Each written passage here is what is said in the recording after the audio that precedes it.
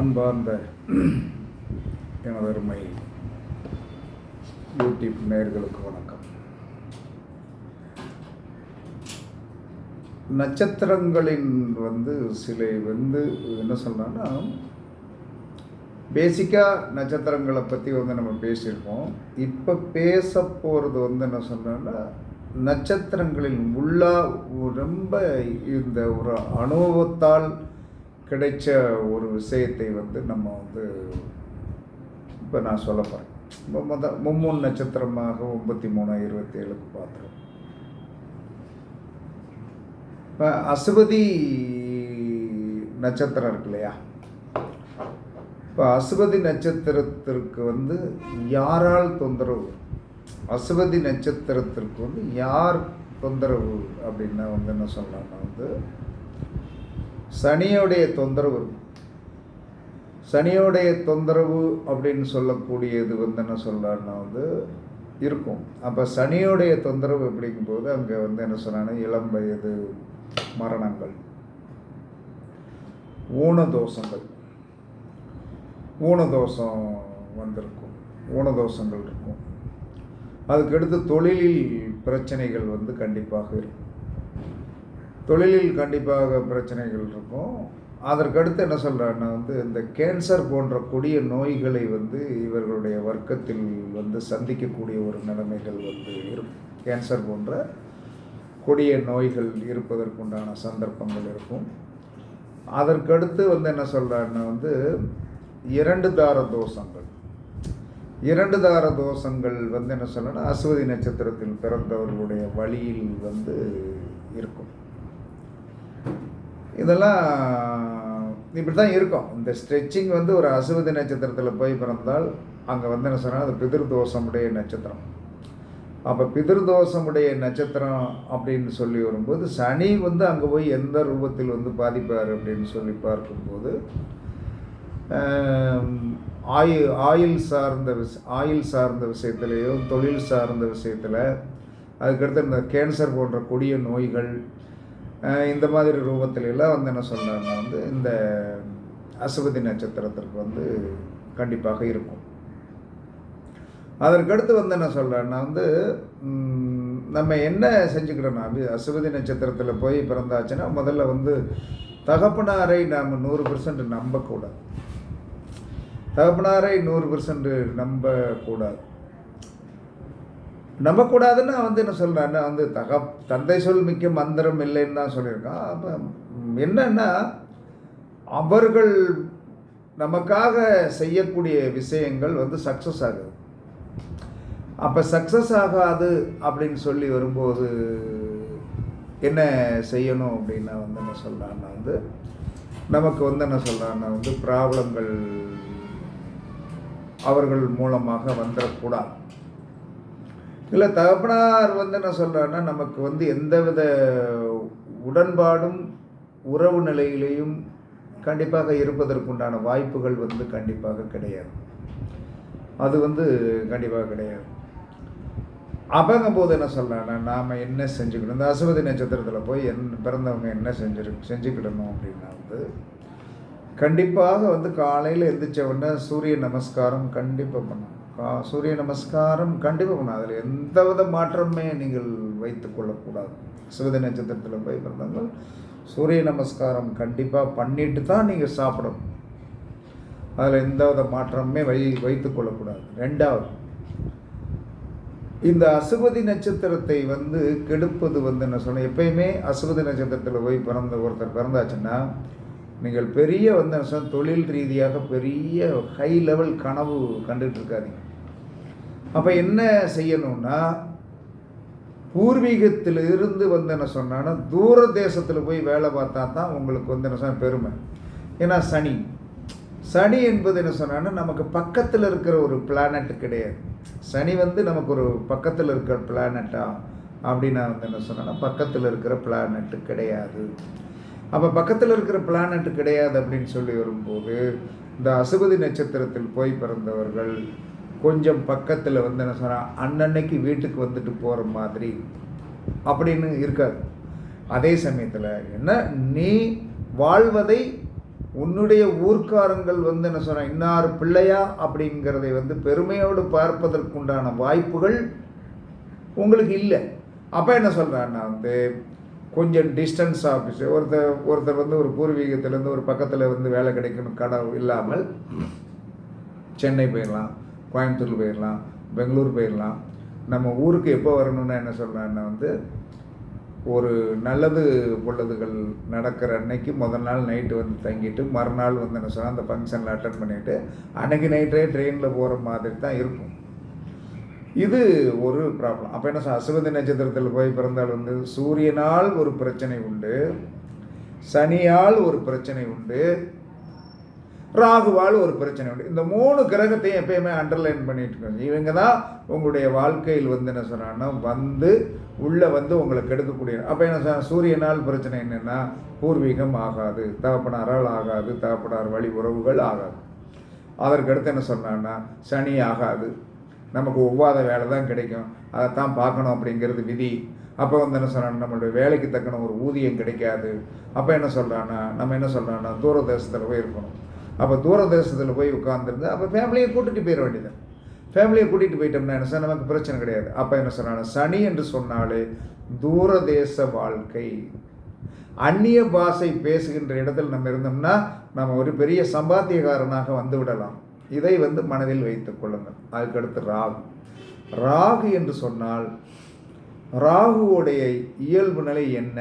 ராகுவோடைய இயல்பு நிலை என்னென்னா வந்து பெரிய பேராசைக்காரன் வந்து ராகு. அந்த பேராசைக்காரன் வந்து என்ன செஞ்சிருவான்னா ஏதாவது பேராசையை கொடுத்துட்டேன்னு சொன்ன மாட்டி விட்டுறக்கூடாது. இந்த பேராசை என்பது என்ன சொல்கிறான்னா வந்து இந்த ஆன்லைன் பிஸ்னஸில் வந்து ஏதாவது போய் வந்து என்ன சொல்கிறான்னா வந்து பிரச்சனையில் மாட்டி அதில் வந்து இழப்பீடுகளை வந்து சந்தித்து விடக்கூடாது. அதனால் நீங்கள் என்ன செய்ய வேண்டும் என்று சொன்னால் சூரிய நமஸ்காரம் பண்ணுங்கள், மாதம் ஒரு முறை காலபைரவருடைய வழிபாடு பண்ணுங்க. ஏன்னா சனியை கட்டுப்படுத்தக்கூடிய சக்தி வந்து காலபைரவருக்கு உண்டு, ராகுவை கட்டுப்படுத்தக்கூடிய சக்தி வந்து யாருக்கு உண்டுன்னா காளி தேவிக்கு உண்டு. அப்போ நீங்கள் வழிபாடு பண்ண வேண்டியது சூரிய பகவானையும், சனிக்காக வந்து என்ன சொன்னான்னா வந்து காலபைரவரையும், ராகுவுக்காக காளியையும் நீங்கள் வழிபாடு பண்ணும்போது அசுவதி நட்சத்திரம் 2 தாரங்களை அனுபவிக்காது, கணவன் மனைவிக்குள் கருத்து வேறுபாடு வராது, குழந்தை பிரச்சனை வராது, பிள்ளை இல்லாத பிரச்சனை வராது, பிள்ளைகள் வந்து என்ன சொன்ன நம்மளுடைய காலத்திலே ஓடி போய் கல்யாணம் பண்ணக்கூடிய ஒரு சூழ்நிலைகளை உருவாக்காது. அப்போ ஒரு அசுவதி நட்சத்திரத்தில் போய் பிறந்தவன் சூரியனை சிவனை வழிபாடு பண்ணணும், காலபைரவரை வழிபாடு பண்ணணும், காளி தேவியை வழிபாடு வந்து ஒரு மாதத்துலேயே வந்து ஒரு மாதத்தில் 3 நாள் கோயிலுக்கு போனாங்க. சிவன் கோயிலுக்கு வந்து என்ன சொன்னால் ஞாயிற்றுக்கிழமை போயிருங்க, காலபைரவரை சனிக்கிழமை போய் வழிபாடு பண்ணுங்க, துர்க்கை அல்லது காளியை என்ன சொல்கிறான்னா வந்து மாதம் கடைசி வெள்ளிக்கிழமை இருக்கு இல்லையா, அதற்கும் ராகுவுக்கும் ஒரு சம்பந்தம் உண்டு. மாதம் கடைசி வெள்ளிக்கிழமை ராகு பகவானுடைய கண்ட்ரோல் பிரச்சனையை சால்வ் பண்ணுவதற்கு என்ன செய்யணும்னா நீங்கள் செய்ய வேண்டியது என்னது, எங்கே போகணும், காளி தேவியை வழிபாடு பண்ணிவிட்டு வந்தீர்கள் என்று சொன்னால் உங்கள் வாழ்க்கை நிலை மாறும். அதுக்கடுத்து மகம். இந்த மகம் நட்சத்திரம் அற்புதமான நட்சத்திரம், ஜெகத்தை ஆளக்கூடிய நட்சத்திரம்.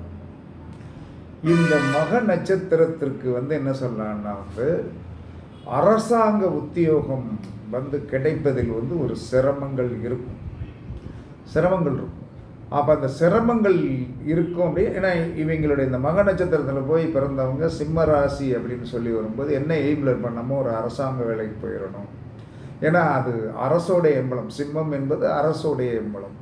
அப்போ வந்து என்ன சொல்கிறான்னா வந்து நீங்கள் நல்ல கணக்கு பண்ணி வச்சுக்கிடுங்க, அரசாங்க வேலைக்கு மக நட்சத்திரத்தில் போய் பிறந்தவர்கள் போக வேண்டும் என்று சொன்னால் என்ன செய்யணும் அப்படின்னா வந்து என்ன சொல்லலாம்னா வந்து சந்திரனுடைய நட்சத்திரங்கள் இருக்கு இல்லையா, ரோகிணி அஸ்தம் திருவோண நட்சத்திரங்கள் வருகின்றன்று அம்மன் கோவிலில் ஒரு வந்து என்ன சொல்லலாம்னா வந்து செவ்வரளி மாலையும் மல்லிகைப்பூ மாலையும் வாங்கி போட்டு அந்த அம்மன் கோயிலுக்கு ஒரு 1/4 கிலோ குங்குமம் வாங்கி கொடுத்துட்டு நெய் தீபம் போட்டு விட்டீர்கள் என்று சொன்னால் சனி என்ன சொல்கிறான்னா உங்களுடைய வாழ்க்கையில் இடைஞ்சல் படுத்த மாட்டான்.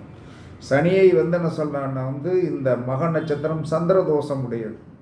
இந்த சந்திர தோஷம் உடையது அப்படின்னு சொல்லி வரும்போது என்ன சொல்கிறான்னா, நாம் என்ன செய்யணும்னா சனியை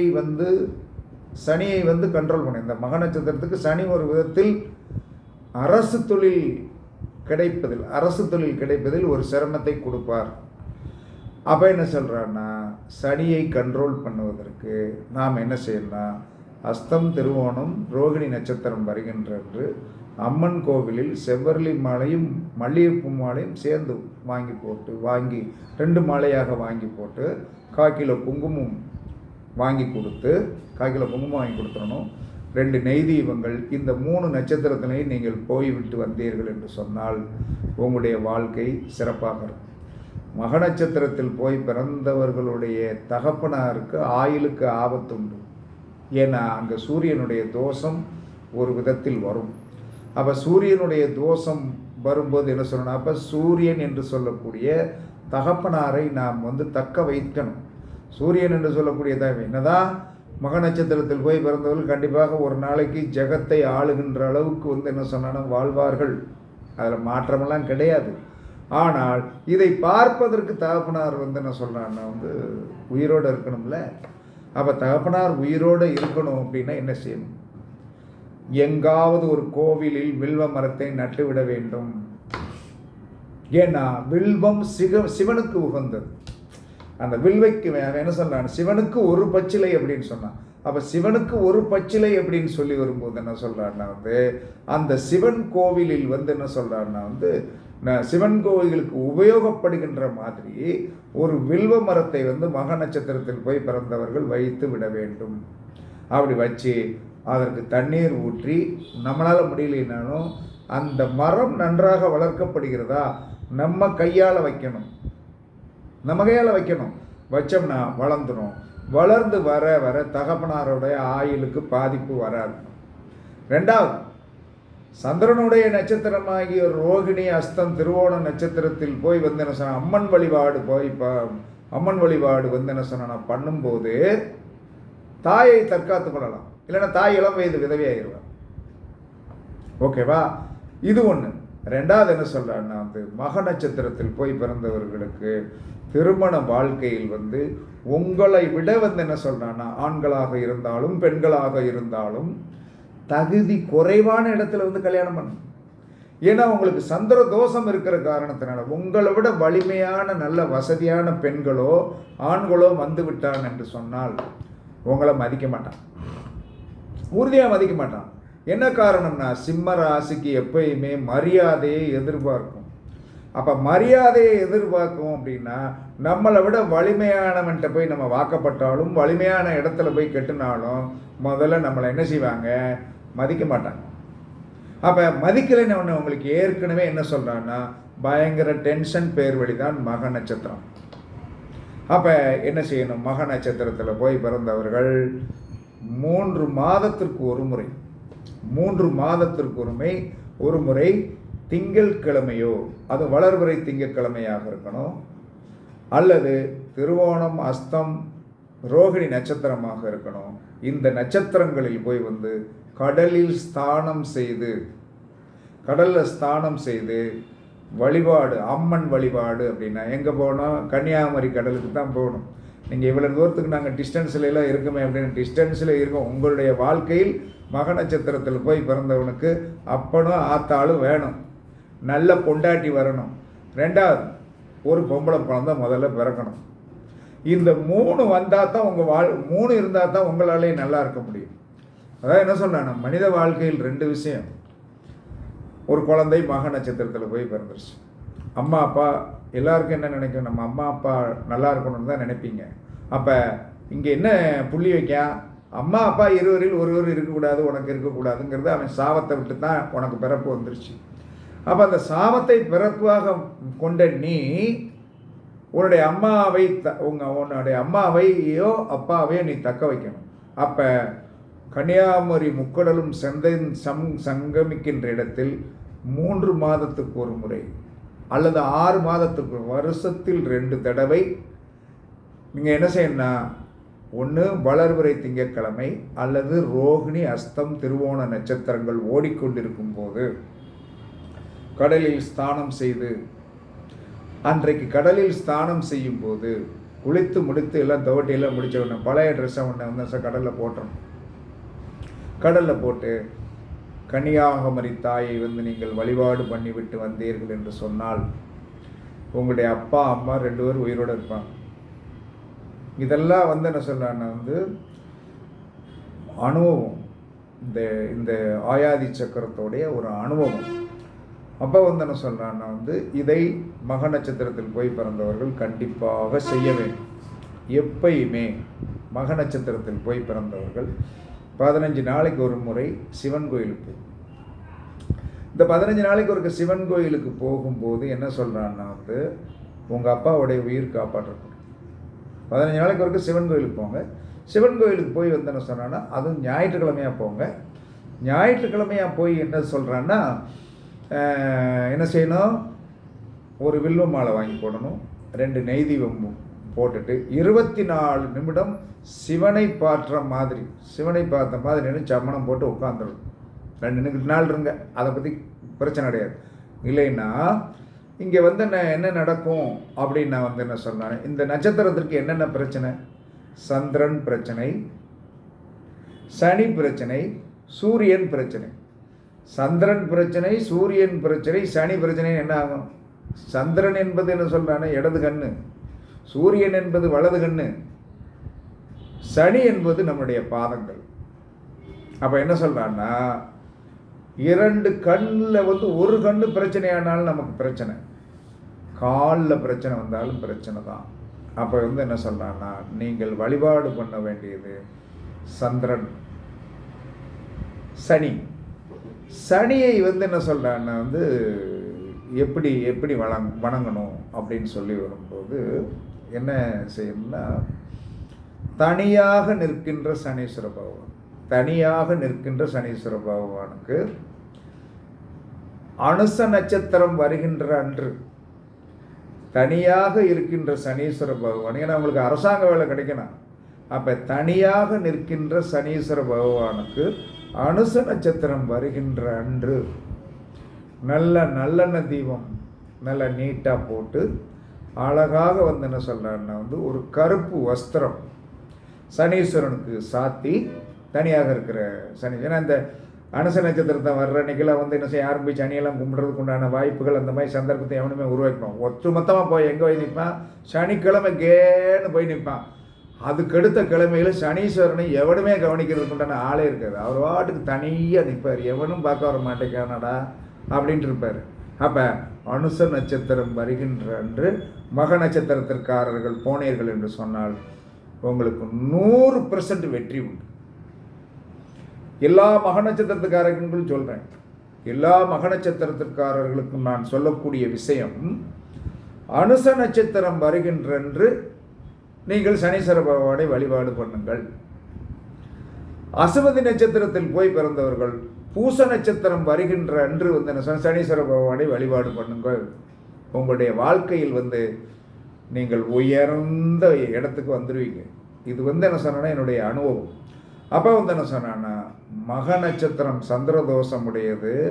ஒரு விதத்தில் என்ன சொன்னா, சனி அதுக்கு பிரச்சனைக்குரியவர், அதற்கடுத்து சூரியனும் பிரச்சனைக்குரியவர். அதனால தான் மக நட்சத்திரத்தில் முன்னாள் போய் பிறந்த ஜெயலலிதாவுடைய தகப்பனார் இளம் வயதில் மரணமாகிவிட்டார்.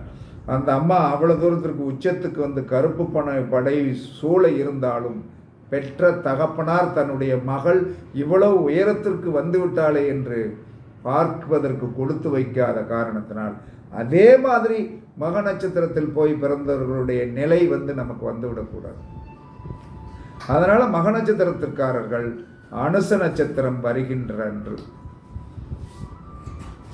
சனீஸ்வர பகவானை வழிபாடு பண்ணுங்க, ரொம்ப நல்லா இருப்பீங்க.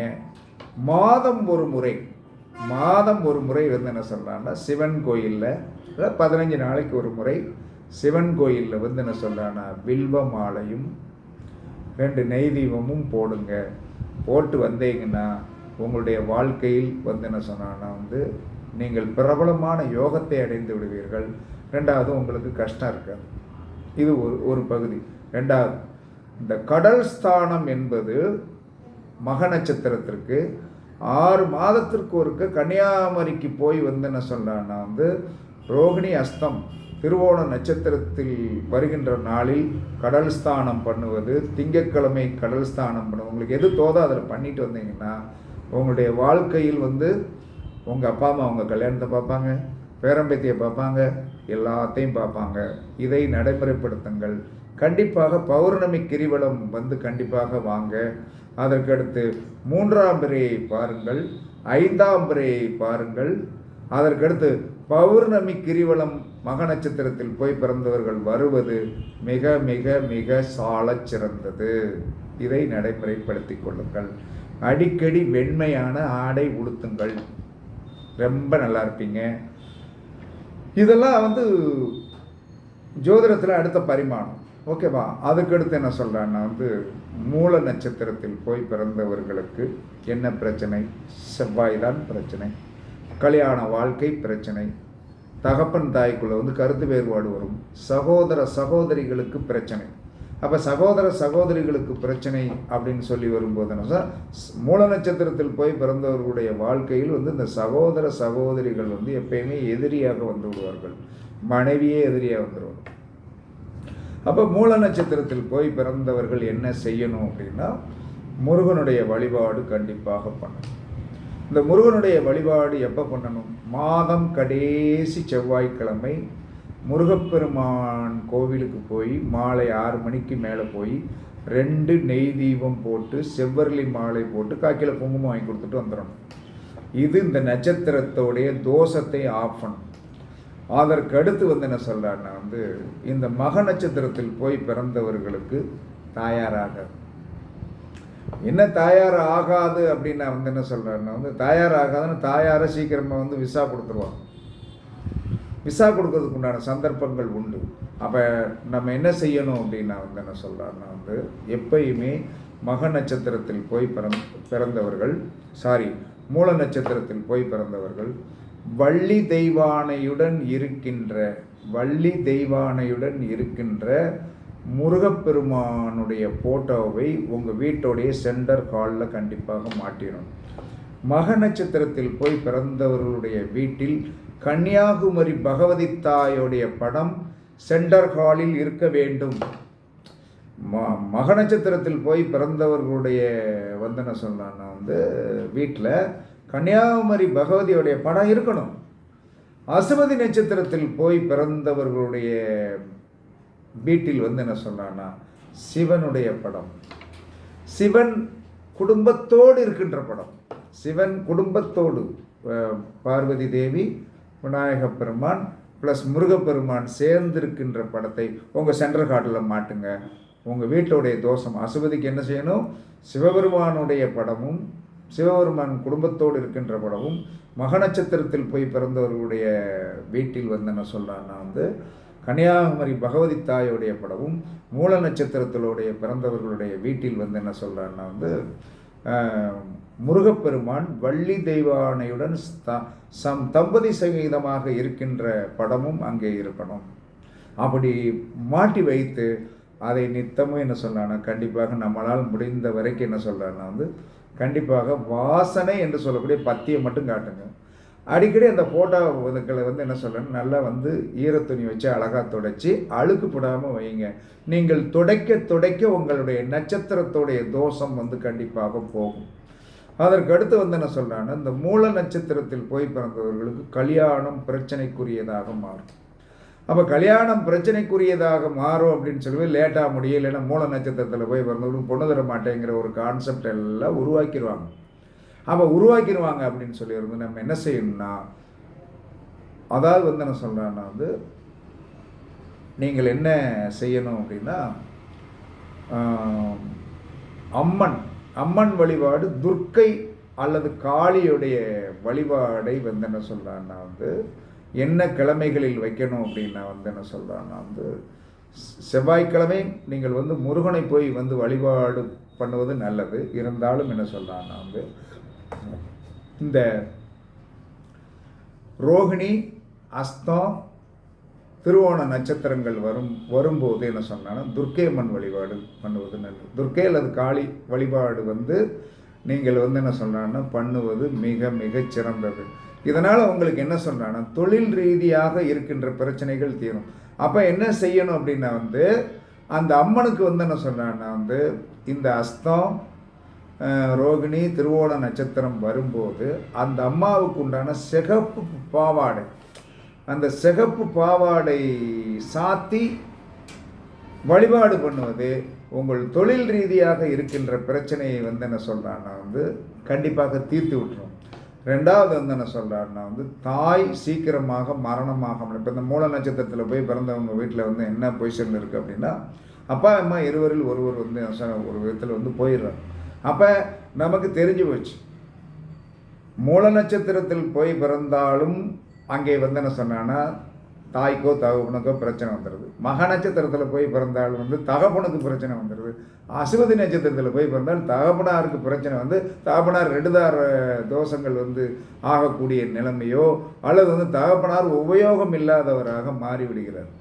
அப்போ என்ன சொல்கிறான்னா நீங்கள் என்ன செய்யணும் அப்படின்னா என்ன சொல்கிறான்னா மூல நட்சத்திரத்தில் போய் பிறந்தவர்களுக்கு செவ்வாய் ப்ளஸ் என்ன சொன்னான்னா சனி ப்ளஸ் சந்திரனே பிரச்சனைக்குரியவராக வருவாங்க.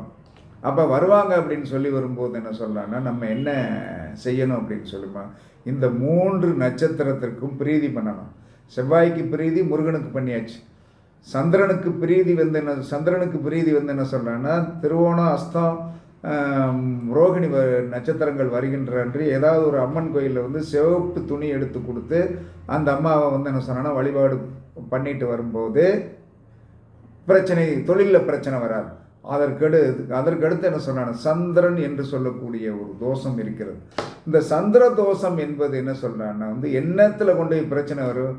இவன் கெட்டியிருக்கிற வீடு இவனுக்காக. மூல நட்சத்திரத்தில் போய் ஒருத்தன் பிறந்து அவன் ஒரு வீடு கட்டியிருந்தான்னு வைங்க, மூல நட்சத்திரத்தில் போய் பிறந்தவனுக்கு பூமி லாபம் கிடையாது. பூமி லாபமே பிரச்சனைக்குரியது. அப்போ என்ன சொல்றான்னா கல்யாணத்துக்கு பிறகு வாங்கக்கூடிய சொத்துக்களை மனைவிக்கு தான் வாங்கும். பெண்ணாக இருந்தால் ஆணுக்கு, ஆணாக இருந்தால் பெண்ணுக்கு. இப்படி வாங்கும்போது தான் அங்கே மனை சார்ந்த விஷயத்தில் ஏற்படக்கூடிய பிரச்சனைகள் சால்வேஷன் ஆகும். அதனால் என்ன சொல்கிறான்னா மூல நட்சத்திரம், அசுவதி, மகம், மூலம் நட்சத்திரங்களில் என்ன பிறந்தால் பிரச்சனை தான். அதுக்குண்டான பிரச்சனை இல்லாமலாம் இருக்காது. அப்போ அந்த பிரச்சனை என்பதை என்ன சொன்னான்னா சால்வேஷன் பண்ணுவதற்கு 3 கிரகங்கள் நமக்கு எப்பயுமே என்ன சொன்னான்னா வதம்படுத்துவதாக, அதுக்குள்ளே தான் பிரச்சனை இருக்கும். மூல நட்சத்திரத்தில் போய் செவ்வாயால் ஒரு பிரச்சனை இருக்கும். அதுக்கடுத்து சனியால் கண்டிப்பாக ஒரு பிரச்சனை இருக்கும். சனின்னா என்னது? ஆயுள், தொழில் மட்டும் கிடையாது, ஊனம், இதெல்லாம் இருக்கும். அப்போ என்ன சொல்கிறான்னா மூல நட்சத்திரத்தில் யார் பிறந்தாலும் செவ்வாயால் ஒரு பிரச்சனை, செவ்வாயோடைய காரத்துவத்தை எடுத்துக்கிடுங்க. அதுக்கடுத்து சனியோடைய காரத்துவத்தை எடுத்துக்கணுங்க. அதுக்கடுத்து சந்திரனுடைய காரத்துவத்திலும் ஒரு பிரச்சனை இருக்கும். அதனால் என்ன சொல்கிறான்னா நீங்கள் கண்டிப்பாக என்ன சொல்கிறான்னா நான் சொன்ன மூல நட்சத்திரத்தில் போய் பிறந்தவர்கள் வீட்டில் முருகனுடைய வழி தெய்வனுடைய இருக்கிற படத்தை மாட்டிடணும். அதற்கடுத்து என்ன சொல்கிறான்னா மாதம் கடைசி செவ்வாய்க்கிழமை முருகப்பெருமானுடைய வழிபாடு, செவ்வரளி மாலை, 1/4 கிலோ குங்குமம் கொடுத்து என்ன சொல்கிறான்னா 2 தெய்வம் போட்டு வரணும். அதற்கடுத்து என்ன சொல்கிறான்னா ரோகிணி, அஸ்தம், திருவோண நட்சத்திரம் வருகின்ற அன்று என்ன சொல்கிறான்னா நீங்கள் என்ன செய்யணும்னா என்ன சொன்னான்னா ஒரு அம்மன் கோயிலில் சிவப்பு துணி எடுத்து கொடுத்து அந்த அம்மாவுக்கு என்ன சொன்னான்னா ஒரு செவ்வரளி மாலையோ மல்லிகைப்பூ மாலையோ தீபம் போட்டு வந்துடணும். அதற்கடுத்து சனீஸ்வர பகவானுடைய பிரச்சனை இருக்கிற காரணத்தினால உத்திரட்டாதி நட்சத்திரம் வருகின்ற அன்று சனீஸ்வர பகவானுக்கு போய் என்ன சொல்கிறாங்கன்னா நல்லா நீட்டாக என்ன சொன்னால் கருப்பு வஸ்திரம் சாத்தி நல்லெண்ணெய் தீபம் 2 போட்டுட்டு உங்கள் பேருக்கு அர்ச்சனை பண்ணிட்டு வந்துடுங்க. இந்த 3 நட்சத்திரக்காரர்களுக்கும் வருகின்ற இடர்பாடுகளை இந்த கிரகங்கள் தீர்த்துவிடும். 2வது பூச நட்சத்திரத்தில் போய் பிறந்தவர்கள், அதாவது அசுவதி நட்சத்திரத்தில் போய் பிறந்தவர்கள் அரச மரம் ஒன்றை நட்டுவிட வேண்டும். மக நட்சத்திரத்தில் போய் பிறந்தவர்கள் என்ன சொல்கிறான்னா வில்வ மரம் ஒன்று நட்டுவிட வேண்டும். மூல நட்சத்திரத்தில் போய் பிறந்தவர்கள் கண்டிப்பாக வேப்ப மரம் ஒன்று நட்டு பராமரிக்கணும். இதை செஞ்சு வந்தீர்கள் என்று சொன்னால் உங்களுடைய வாழ்க்கையில் ஏற்படக்கூடிய இடர்பாடுகள், பிரச்சனைகள் அனைத்தும் தீர்ந்து வாழ்வாங்கு வாழ்வீர்கள் என்று கூறி உங்களிடமிருந்து விடைபெறுவது கழுகுமலை ஜோதிடர் ராயல் வி ராகவன் ஜெயபாலாஜி. சுகமே சொல்க, சுகமே சொல்க. வாழ்க வளமுடன், வாழ்க வளமுடன். வணக்கம், வணக்கம், வணக்கம்.